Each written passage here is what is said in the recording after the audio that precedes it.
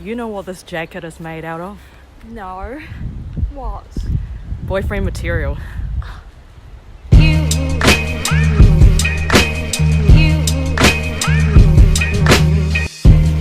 Hey guys, welcome back to my channel. Today I've got a little experiment. Recently I've read an article on the New York Times and it talked about 36 questions that lead to love.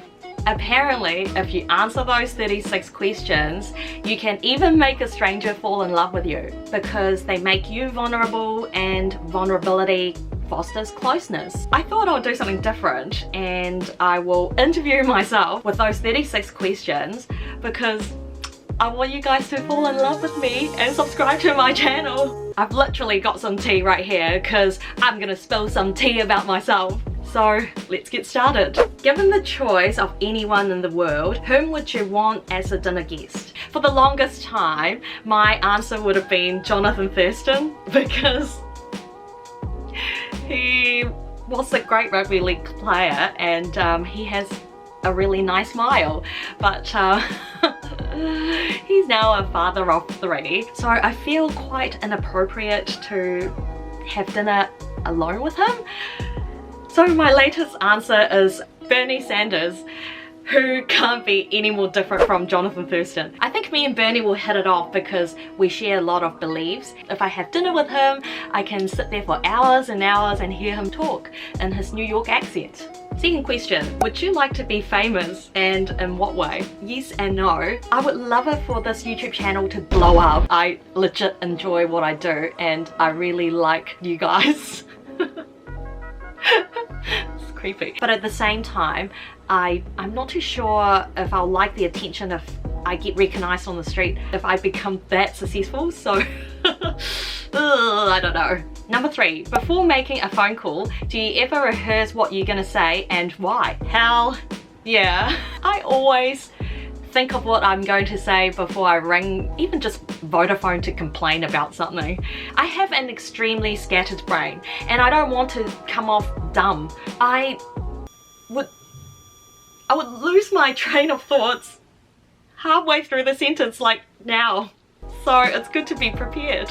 Number 4, what would constitute a perfect day for you? If I get a good night's sleep and I'm well rested, and if I have an ample amount of caffeine in my system, I'm a happy girl. Number 5, when did you last sing to yourself or to someone else? Like this morning when I had a shower, I sing to myself all the time. I'm the kind of person that sings real loud in the car and I move around heaps and people are like, wow, this girl is crazy. If I have to say legit to someone else, it would have been when I was like 17 and I sang to my first ever boyfriend. That was a long time ago. Oh Vikki, you're so romantic. If you were able to live to the age of 90 and retain either the mind or body of a 30-year-old for the last 60 years of your life, which would you want? I think I'll choose body. I enjoy being busy and having a 30-year-old body will keep me running around. Actually, a mature mind will help ground me and make me wiser. So I don't mind having a 60-year-old Vikki brain. 7, do you have a secret hunch about how you will die? I feel like I'll die old, hopefully quite painlessly and quite happily, because right now I don't feel like I'm putting myself in situations where I would die young. 8, name 3 things you and your partner, in this case audience, I'm gonna change it up so whenever it's partner, it'll be you guys, appear to have in common. You guys are kind, you guys are loving, and you guys enjoy a good laugh. I would like to think I'm surrounding myself with the kind of energy I'm giving out. Number 9, for what in your life do you feel most grateful? Oh, hands down my family. My parents are da bomb. I think they really shape who I am. My dad.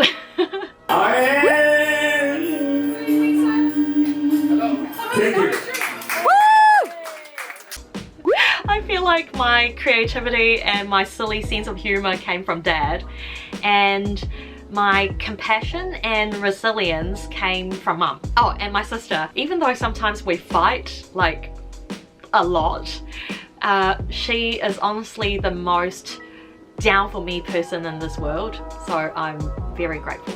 Number 10, if you could change anything about the way you were raised, what would it be? Nothing. I think I'll be a different person if I was raised differently. Number 11, take 4 minutes and tell your audience your life story in as much detail as possible. I won't take 4 minutes because I might end up taking 4 minutes. I was born in Hong Kong and raised in New Zealand. I am bilingual, which means I can still speak Cantonese pretty fluently. After high school, I did something probably most Asian parents will freak out. I ended up going to art school, but I did something really Asian as well. I was a straight A art student. Respect. So after completing my visual arts degree, I realized I did not want to be an artist, and I also don't want to be an art teacher. I ended up doing an extra year and completed my digital media diploma, and that gave me my first break in advertising. Advertising is super fun and lit AF. But the truth is, I'm constantly building other people's brands and using my creativity to realize other people's vision. So I thought, what about me, and what about my vision and my creativity and my own brand?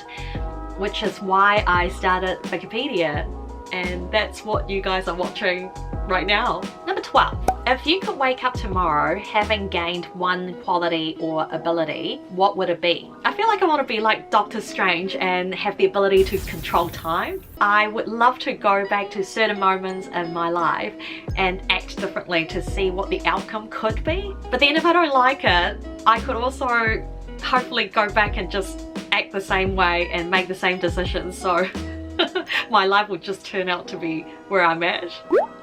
Number 13, if a crystal ball could tell you the truth about yourself, your life, your future, or anything else, what would you want to know? I would like to know if I can work for myself one day. I still love advertising, I absolutely love my job, but I want to know if I have the ability and the balls to go on my own and make a name for myself. Number 14, is there something that you've dreamed of doing for a long time? Why haven't you done it? Traveling the world.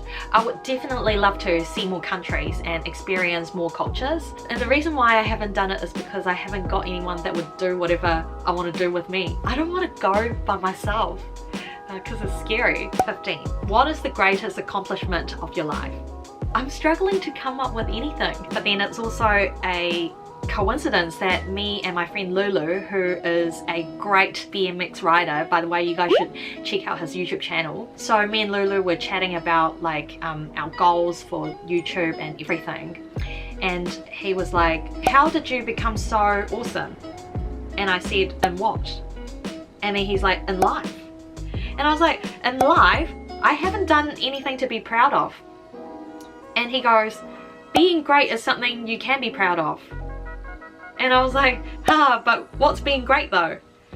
And he goes, being on YouTube, having your blog, website, doing physical activities, having an awesome job, and so much more. Sometimes you forget about what you've achieved and you're constantly looking in front of you and seeing what you haven't done and seeing what is what you're lacking. You forget to look back on what you've achieved. And Lulu, my friend, looking from the outside, he sees that I'm doing some great stuff.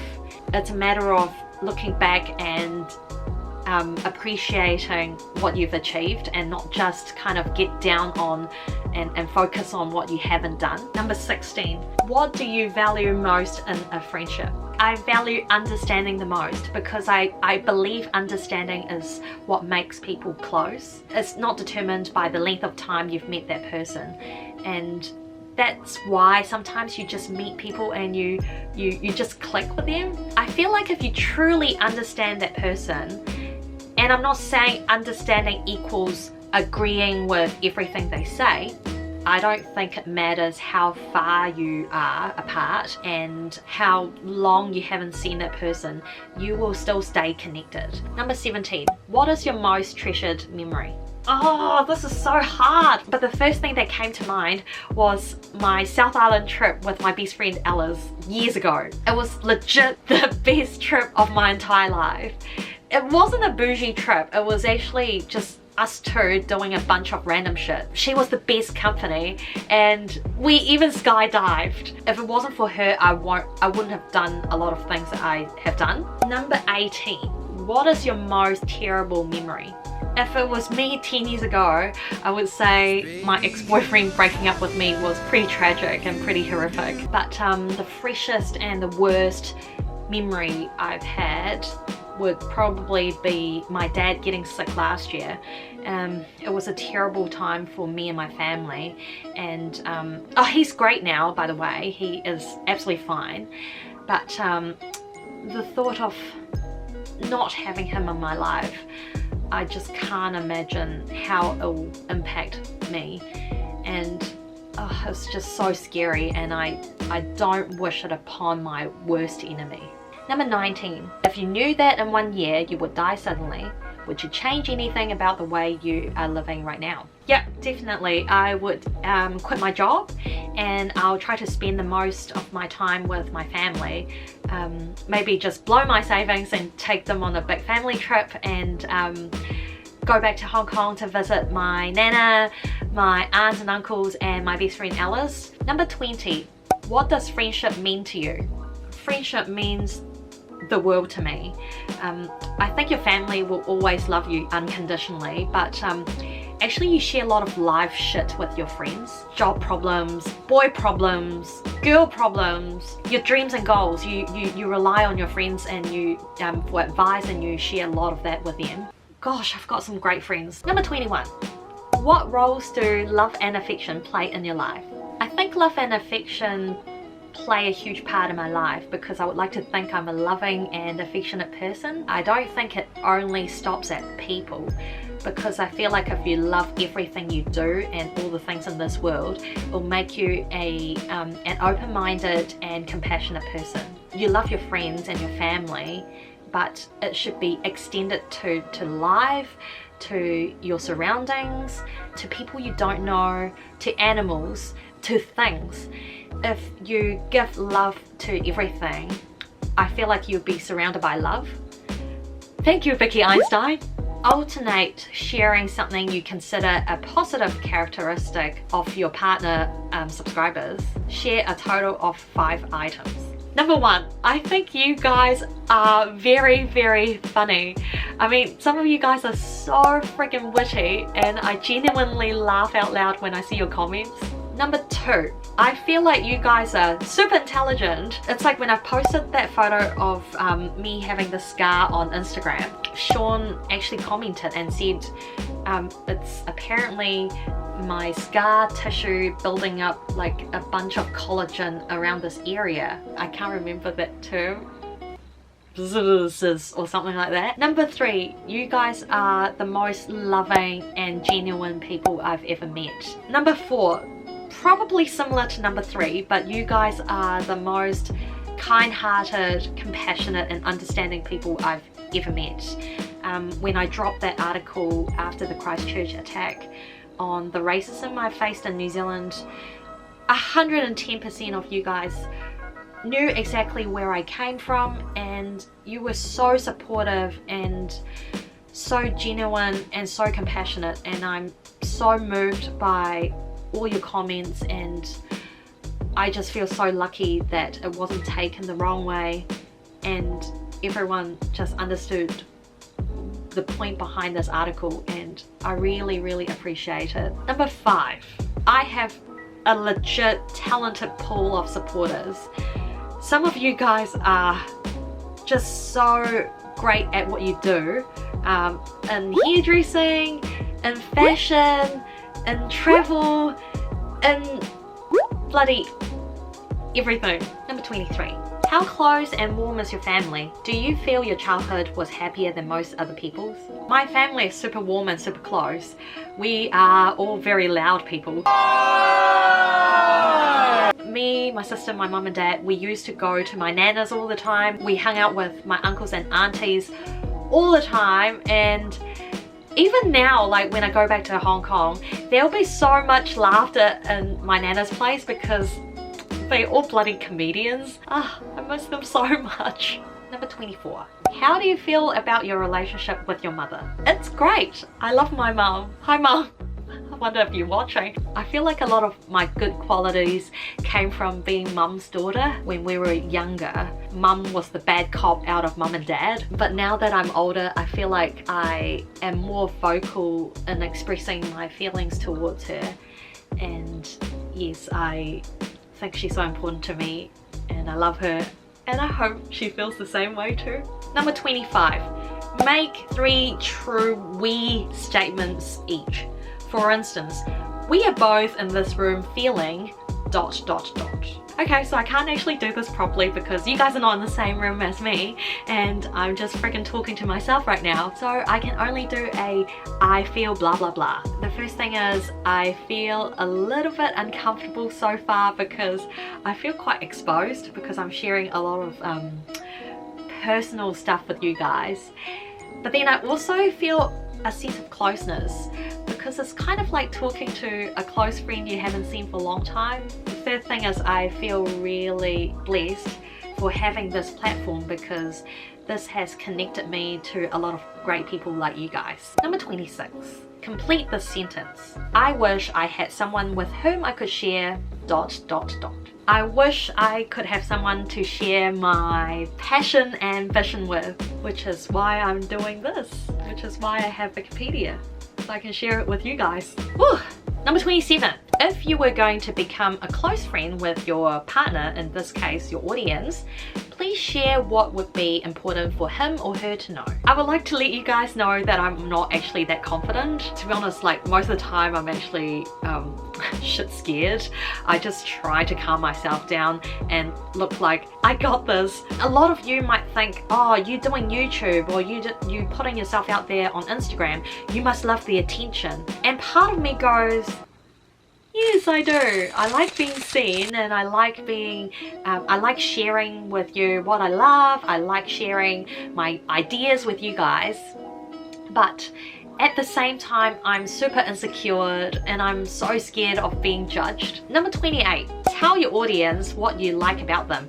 Be very honest this time. I was honest all along, saying things you might not say to someone you've just met. Even though I don't have a huge community like some YouTubers and Instagrammers out there, I have a very engaged and supportive one, and I'm so grateful for it. I honestly get a sense of joy each and every time I see a DM or like a comment on my feed.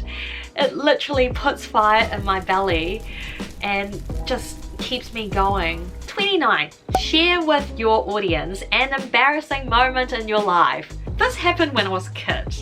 So my parents entered me into this karaoke competition on TV in Hong Kong and I won the semi-finals. I didn't win the finals, god damn it.